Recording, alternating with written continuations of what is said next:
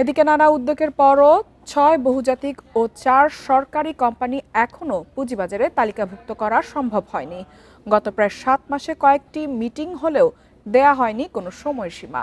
তবে বিশ্লেষকরা বলছেন জোর করে নয়, আইপিও আইনে প্রয়োজনীয় সংশোধন করে শেয়ার বাজারে তালিকাভুক্ত করতে হবে।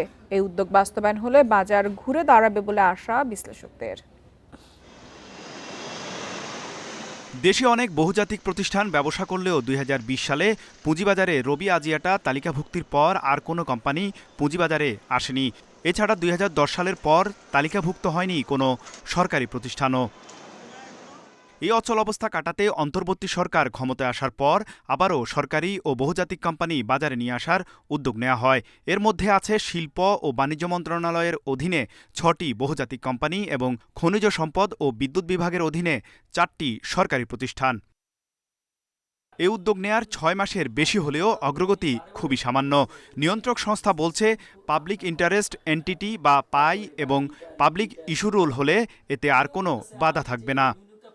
সরকার 5% সে 5% যদি ছেড়ে দিয়েও এটা বাজারে আসে, এটা বাজারের জন্য ভালো। আমাদের কথা হলো যদি মেমোরান্ডাম বা আর্টিকেলে কোনো চেঞ্জ আনতে হয়, চেঞ্জ এনেও কিন্তু কি করতে হবে, এটা ছেড়ে দিতে হবে।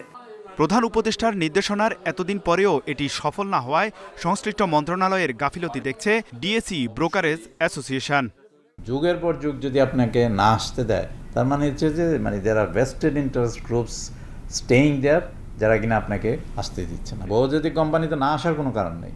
আপনারা যদি স্বচ্ছতা ভিত্তিতে কোম্পানি চালান, সারা পৃথিবীতেই চালাচ্ছেন, বাংলাদেশে চালাতে অসুবিধা কি? মাল্টিন্যাশনাল যেগুলো আছে এগুলোকে কিন্তু সরকার ইচ্ছা করলে আনতে পারে না।